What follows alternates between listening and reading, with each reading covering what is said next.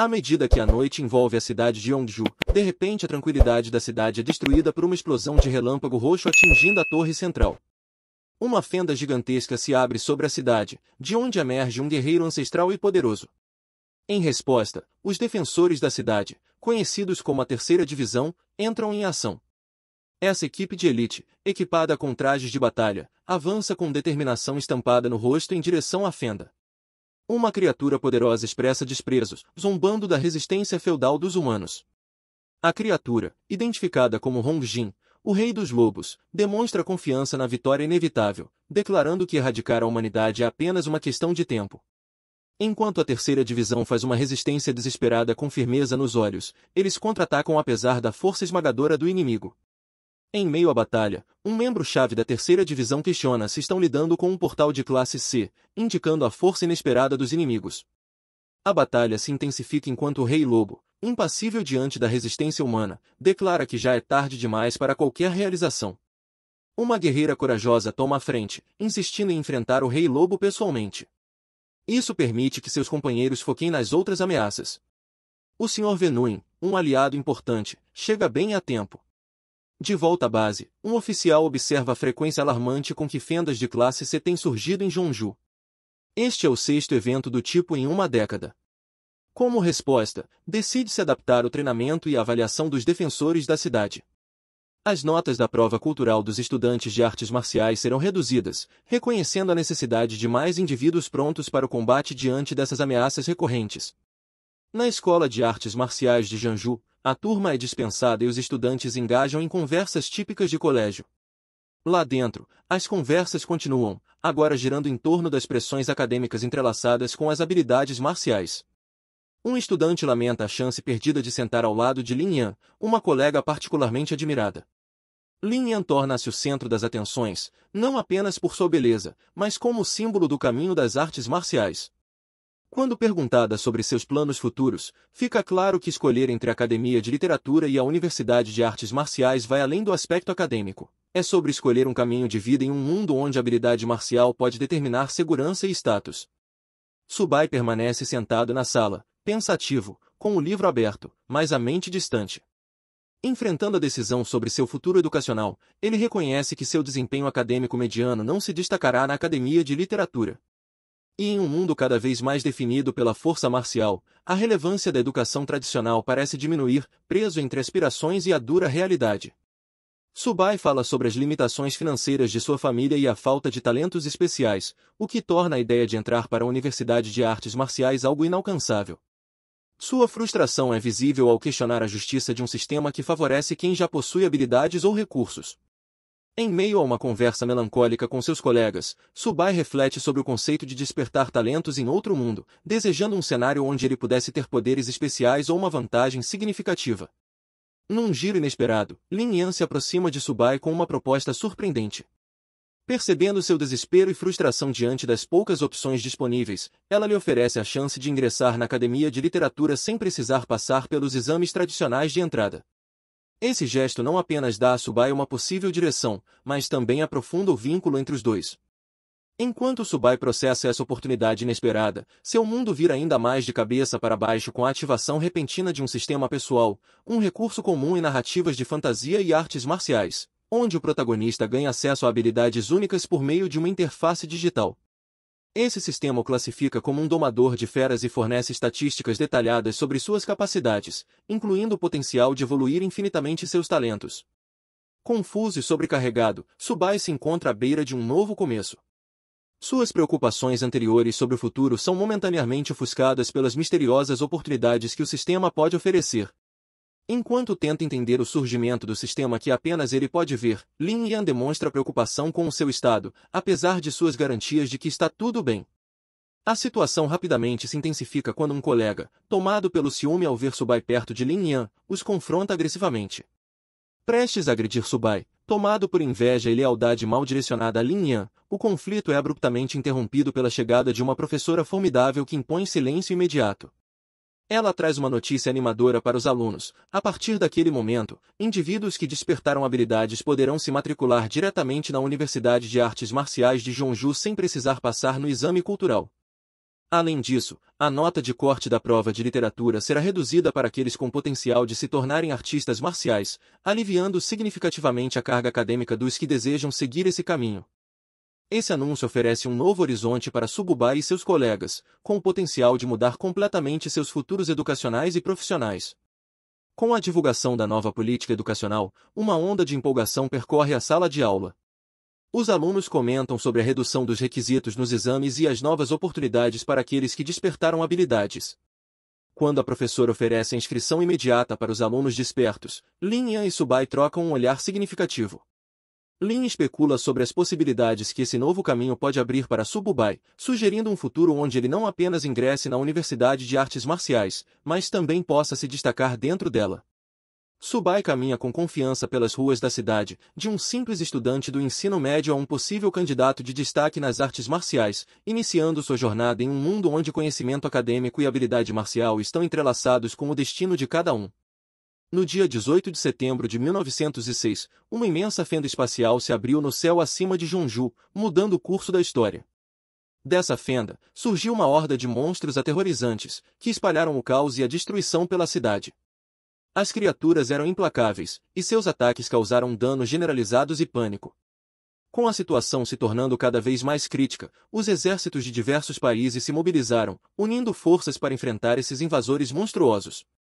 As batalhas foram intensas e prolongadas, com perdas significativas de ambos os lados, mas eventualmente as forças militares conseguiram repelir os monstros. Esse evento marcou um ponto de virada para Jeonju, destacando tanto a vulnerabilidade da cidade diante de ameaças sobrenaturais quanto a capacidade da comunidade global de responder a crises sem precedentes. Apesar das repetidas tentativas militares de conter a ameaça, a fenda continuava a gerar monstros, o que levou à adoção de uma medida drástica. Reconhecendo a persistência do perigo, foi tomada a ousada decisão de enviar um esquadrão suicida para dentro da fenda, com o objetivo de reunir informações e investigar suas origens. Lá dentro, eles descobriram uma terra vasta e sem limites, sugerindo uma complexa rede de mundos além do seu próprio. Diante da grandiosidade dessa descoberta, os exércitos do mundo se uniram para construir uma base militar formidável diretamente dentro da fenda. Essa estratégia visava fortalecer as defesas da humanidade, permitindo combater os monstros em sua origem, e quem sabe até controlar ou fechar a fenda. Essa base representa a resiliência da humanidade e seu compromisso em proteger o mundo contra a ameaça constante de perigos extraterrestres. Uma nova era para a humanidade começou oficialmente com o surgimento de outras fendas no céu. Após a primeira em 1906, uma segunda e uma terceira surgiram em rápida sucessão em 1907, e logo muitas outras se seguiram. Ao longo do século, essas fendas tornaram-se mais frequentes, cada uma introduzindo um tipo único de monstro. Cientistas passaram a chamar as dimensões interconectadas por trás das fendas de o campo de batalha das 10.000 raças. À medida que as fendas se multiplicavam, aumentavam também as batalhas e as espécies de monstros que emergiam. Essa guerra contínua exigiu cooperação global, o que resultou na construção de bases militares dentro das fendas, para combater as ameaças diretamente na fonte. Curiosamente, junto às batalhas físicas, também ocorreu uma transformação na própria humanidade. A energia espiritual da Terra começou a se elevar, despertando habilidades latentes nas pessoas e dando origem a uma nova era de artistas marciais e indivíduos com superpoderes. Com o aumento da intensidade dos conflitos, as armas tradicionais passaram a ser insuficientes, sendo substituídas pelo poder desses seres despertos. Essa guerra em andamento entre humanos e as inúmeras raças alienígenas vindas das fendas continua até os dias de hoje, afetando profundamente todos os aspectos da vida na Terra, incluindo reformas educacionais como as vistas na Universidade de Artes Marciais de Jeonju, o que demonstra a gravidade e o alcance dessa crise global. Tendo ativado um sistema que lhe concede a habilidade de domar feras, Subai decide usar esse novo poder para proteger sua família em um mundo cada vez mais perigoso. Reconhecendo a urgência de aprimorar suas habilidades, ele decide se matricular em uma universidade de artes marciais com apoio militar, que não só o treinaria adequadamente, mas também o colocaria em posição de contribuir diretamente para a defesa da humanidade contra as fendas.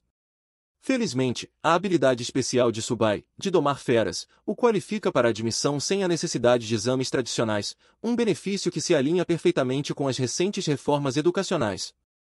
Munido de suas economias, somando mais de 2.000 moedas, ele se dirige à universidade com determinação, esperançoso de que seus recursos financeiros serão suficientes para cobrir quaisquer despesas adicionais.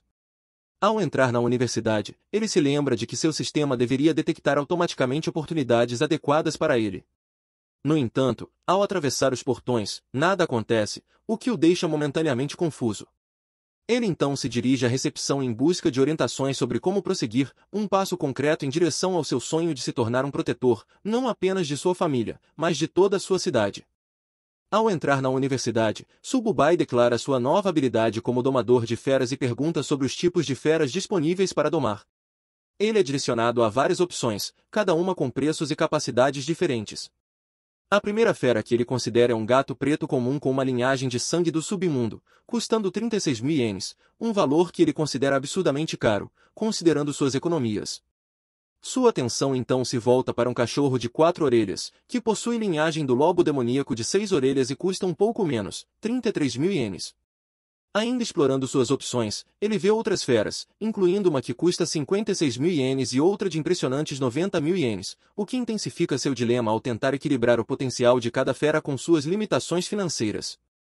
Diante desses preços exorbitantes, Sububai percebe que suas economias podem não ser suficientes como ele esperava, o que o obriga a tomar decisões estratégicas sobre qual fera oferece o melhor equilíbrio entre custo e potencial para sua jornada como artista marcial. Frustrado com os preços abusivos da universidade e sentindo-se enganado pelas opções disponíveis, Sububai retorna para casa. Lá, ele expressa sua insatisfação com o quão caro é cada fera apenas por conta de sua linhagem.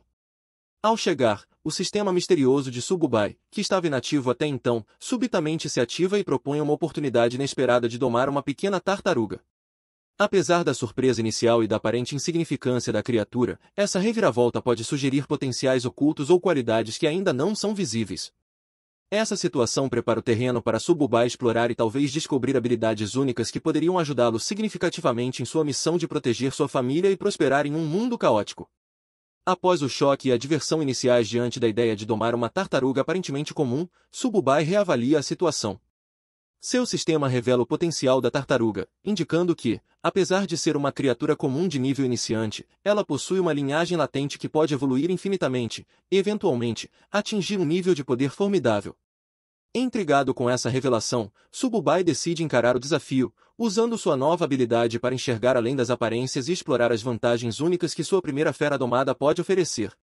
Ao aceitar a tartaruga como sua aliada, a atitude de Sububai muda de ceticismo para curiosidade e determinação. Ele se compromete a desenvolver as habilidades da tartaruga, utilizando as orientações do sistema para desbloquear e maximizar seu potencial. Essa decisão não só marca o início de sua jornada como domador de feras, mas também simboliza seu crescimento ao se adaptar aos desafios de suas novas habilidades e à realidade de um mundo onde o sobrenatural se tornou parte do cotidiano da sobrevivência e do combate. O ceticismo inicial de Sububai quanto à sua primeira fera domada, uma tartaruga, rapidamente se transforma em entusiasmo ao descobrir seu verdadeiro potencial. A tartaruga, carinhosamente chamada de Zaba, revela-se portadora da linhagem sagrada Zunwu. Apesar de sua aparência simples e tamanho pequeno, Sububai reconhece o valor da tartaruga e decide que ela vale muito mais do que ele imaginava, recusando-se a trocá-la por qualquer outra.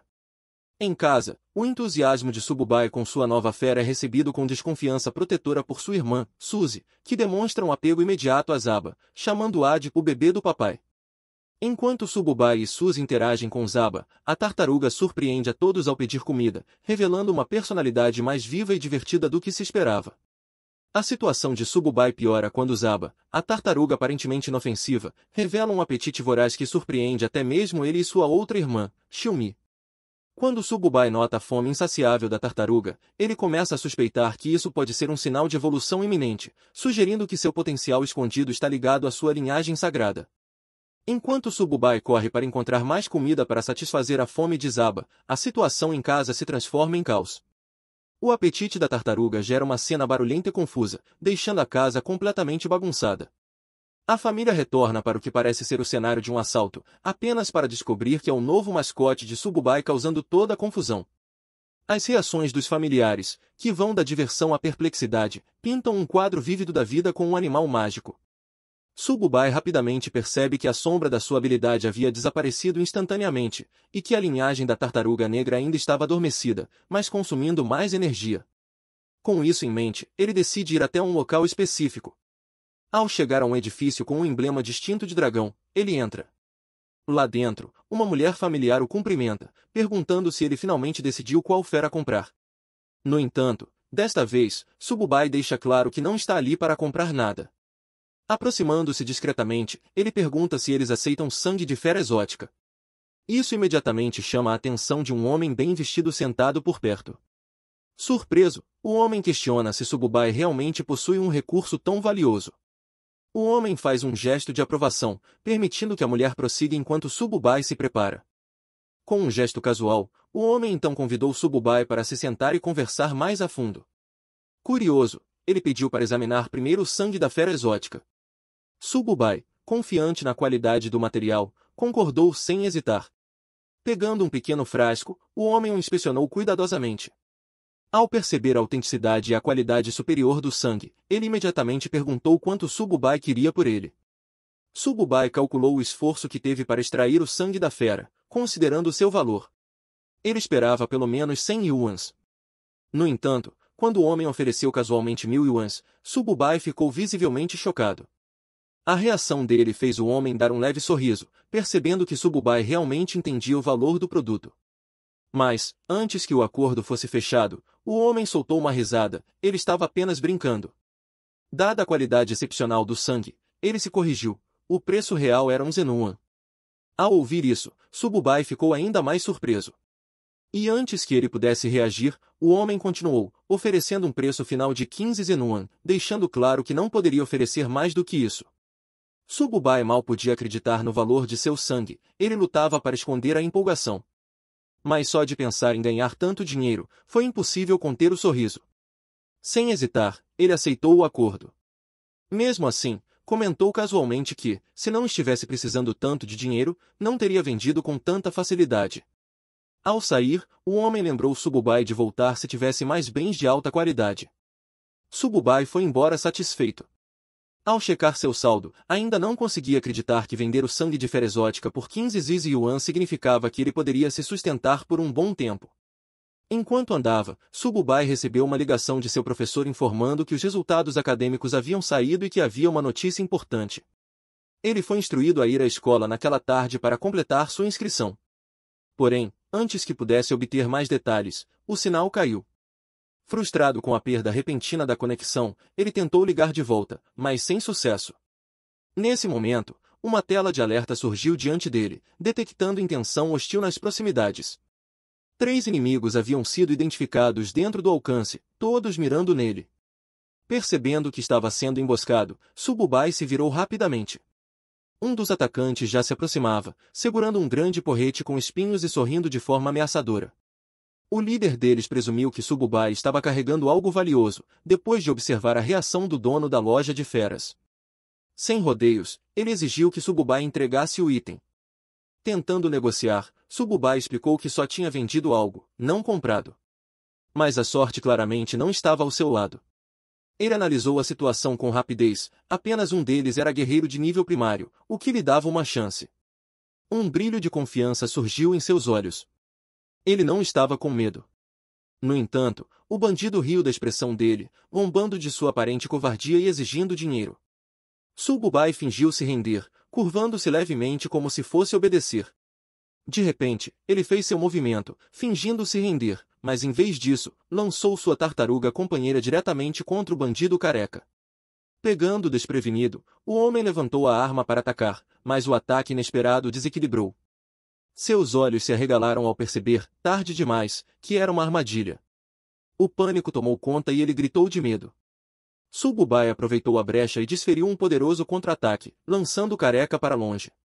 O impacto foi tão forte que o homem até imaginou um ovo rachando dentro da cabeça. Os 2 subordinados, em pânico, correram para ajudá-lo, furiosos com Sububai por ter tocado em seu chefe. Sem hesitar, eles avançaram armados.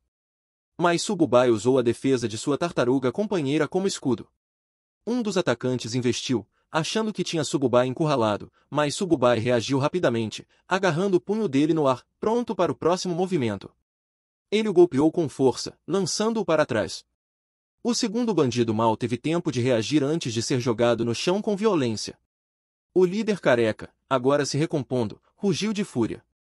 Seu rosto se contorceu de raiva enquanto ele rastejava, jurando matar Sububai. Este se preparou para recuar. Chamou sua tartaruga, sinalizando para baterem em retirada antes que a situação saísse do controle. Com movimentos precisos, ele revidou o ataque do careca, girando no ar e jogando-o com força contra o chão. O bandido gritou de dor, sua confiança anterior completamente destruída. Sububai ficou de pé, olhando de cima seus inimigos caídos. Eles o provocaram, e agora estavam pagando o preço. Quando estava prestes a ir embora, notou algo estranho. Sua tartaruga havia parado ao lado do bandido desacordado. Sububai viu sua companheira segurando algo brilhante na boca. Curioso, correu até ela, perguntando o que havia encontrado. Antes que pudesse reagir, a tartaruga lançou o objeto no ar. Sububai o pegou, era uma poção de sangue Kai, um item incrivelmente valioso que valia dezenas de milhares.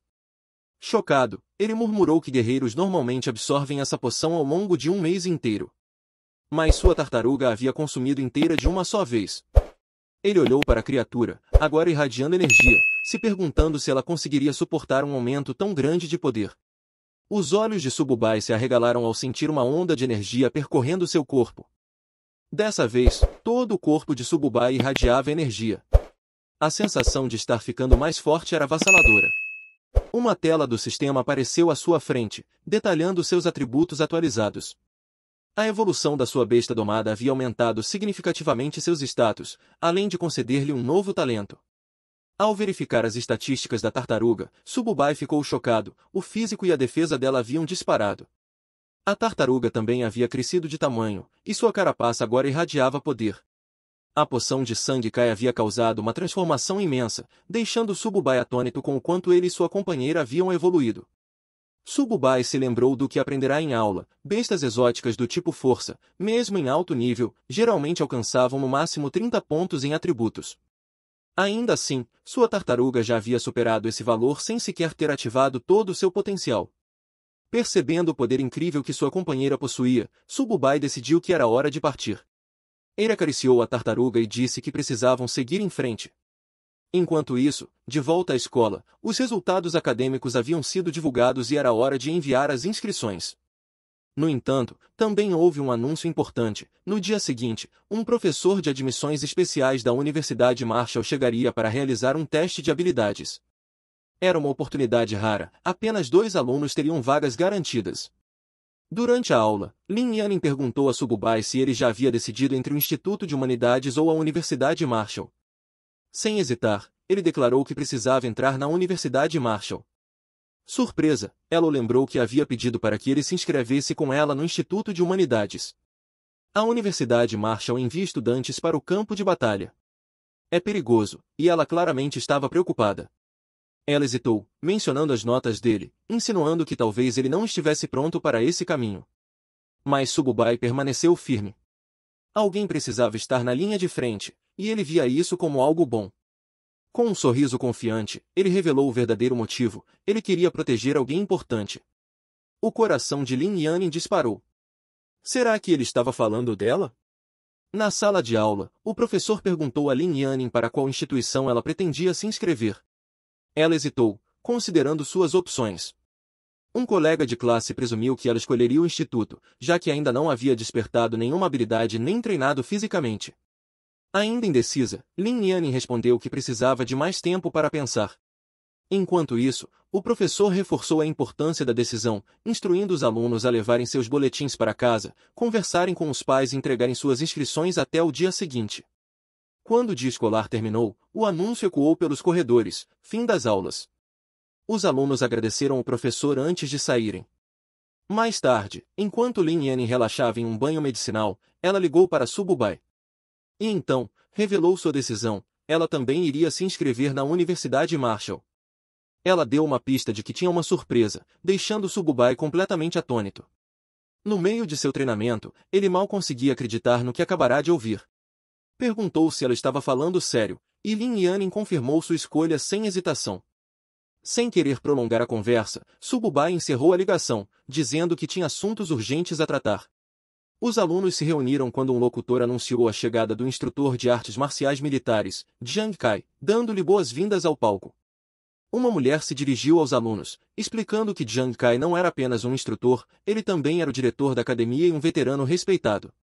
Ao pegar o microfone, Jiang Kai imediatamente os lembrou da dura realidade da academia, revelando as taxas de sobrevivência dos anos anteriores.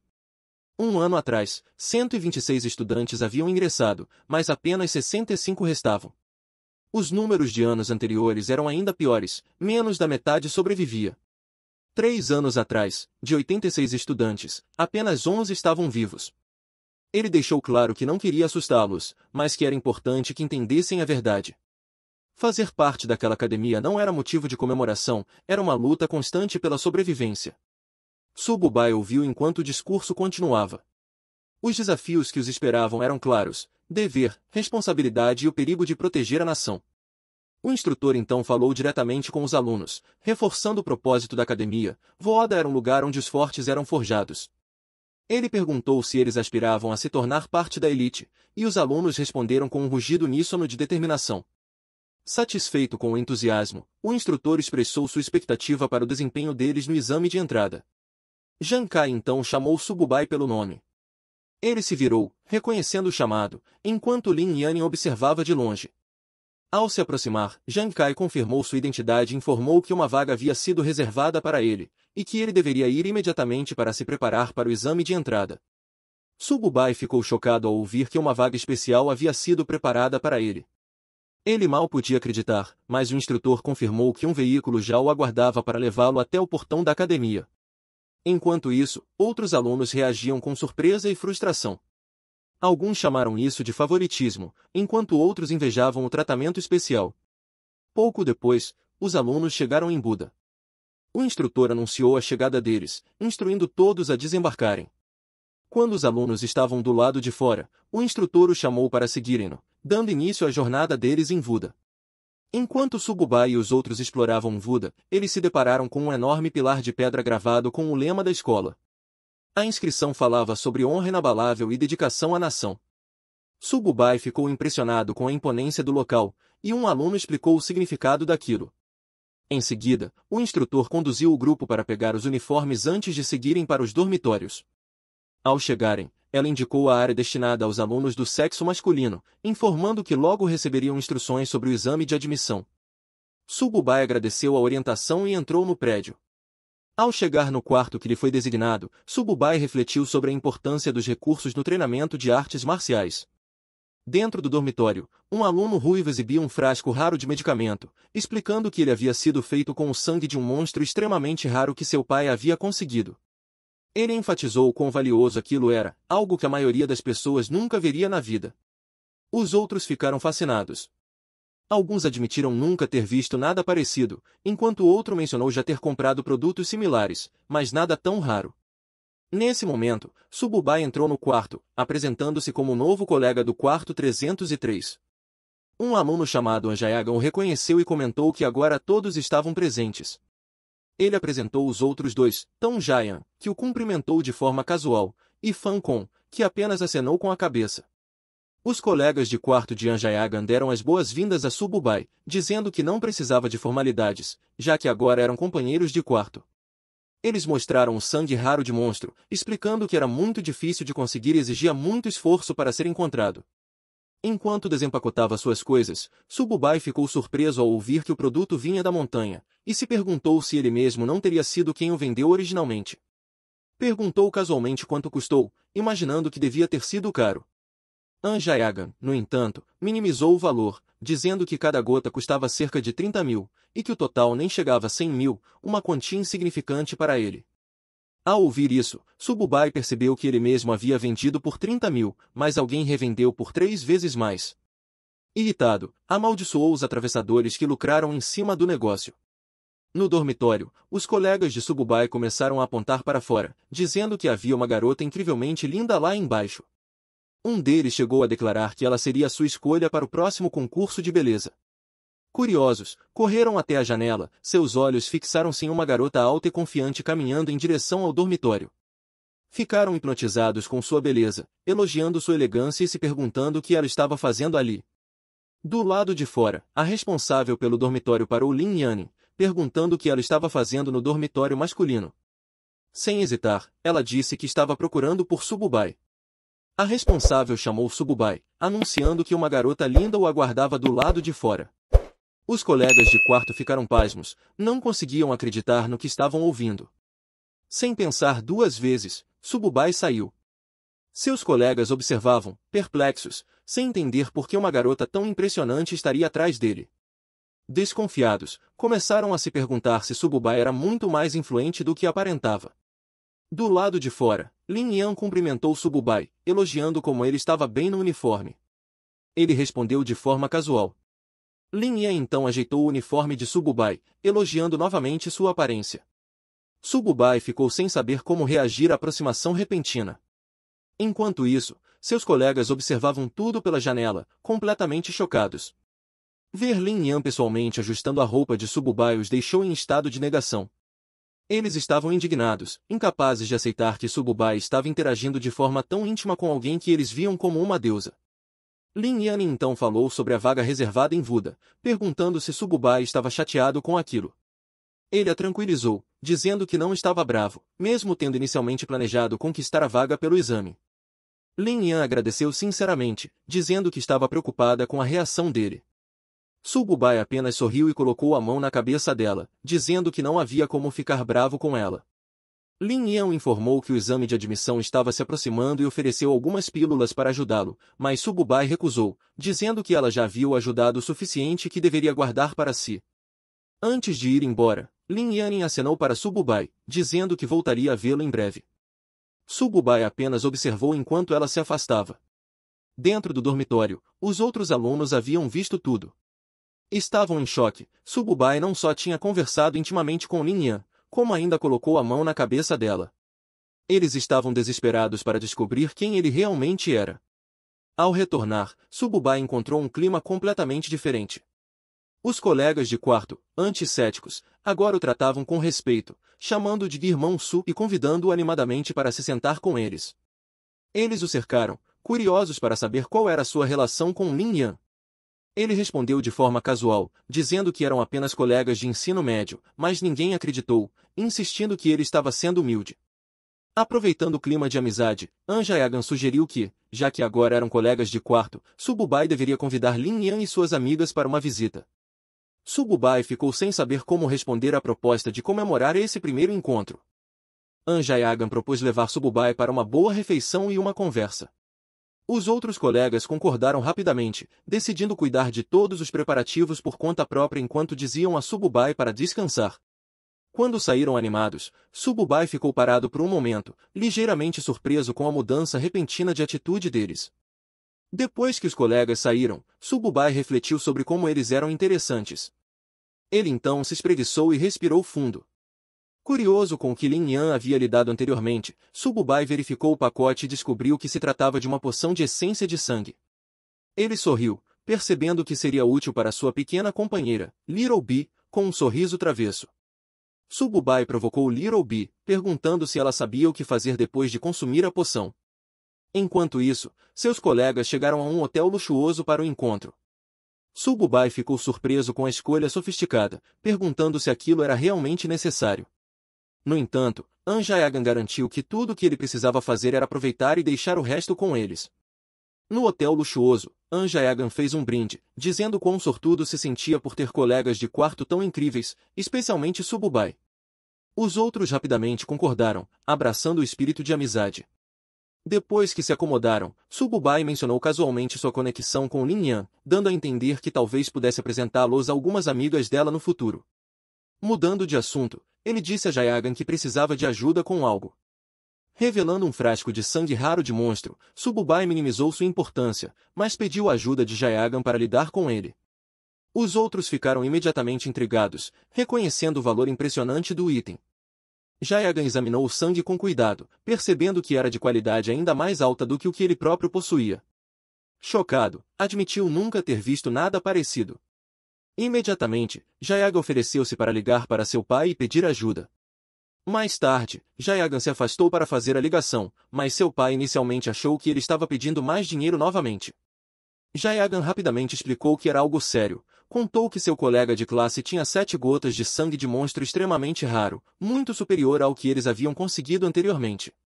Sem saber como avaliar o valor, buscou a orientação do pai.